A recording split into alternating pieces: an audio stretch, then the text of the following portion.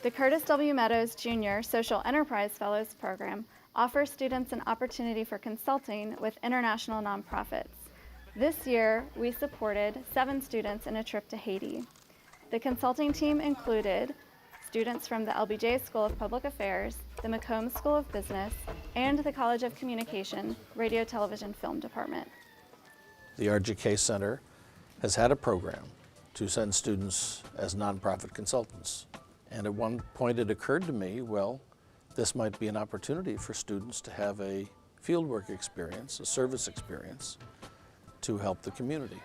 Now, in 10 days, you can't build a community water supply, but it is possible to explore where the community could sustain a utility for water supply. This year we have gone with 7 because we had more space in the plane, and we were able to determine 2 credible projects, and then of course there's the video component that is the third piece. When we were in Haiti, my main objective was to just film as much as I could. You know, they have a story that's not being told, and I need to figure out a way to do it the best I can.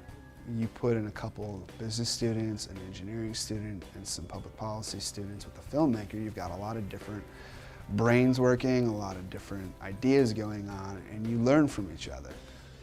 And I feel like when you're thrown into a situation, it's a sink or swim, especially when you're in a third world country. You have no communication to the outside world. You learn to rely on your instincts, yourself, and your friends, the people around you.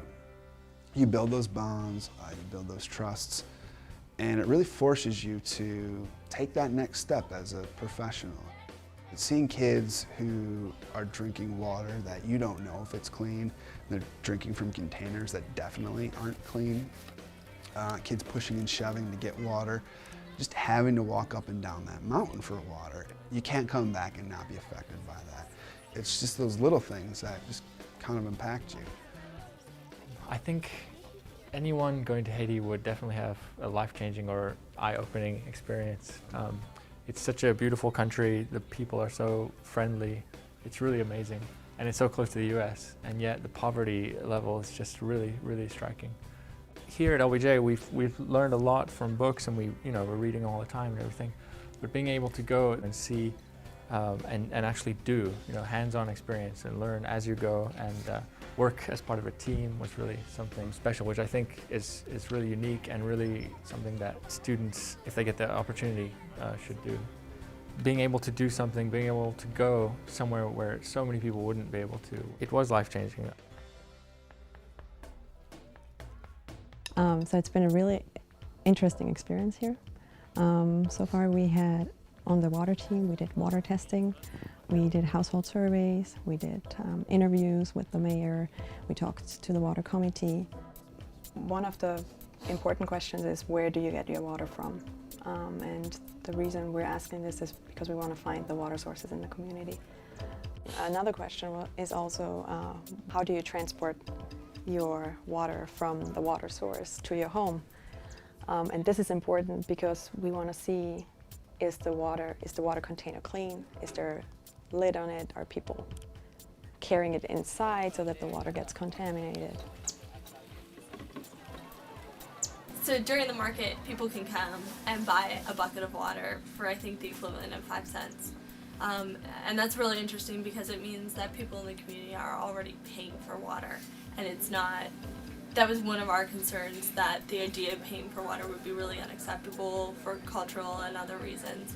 And it seems like it may not be. I was really surprised by how much we were able to do in one day. We're getting a lot done in the time that we're here, right, which is great.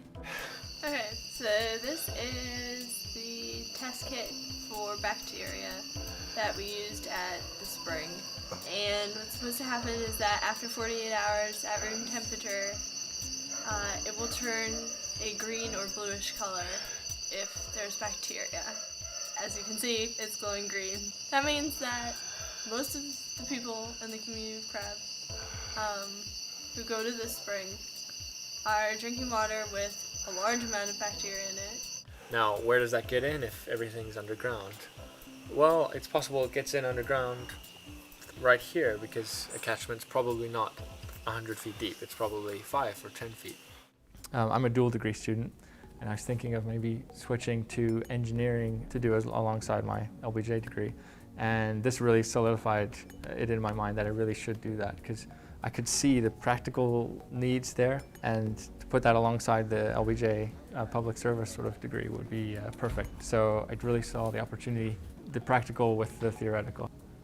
These are really sizable jugs of water, and to carry those back up and down, it's definitely taking an hour, 2 hours of your time. It's just really not necessary.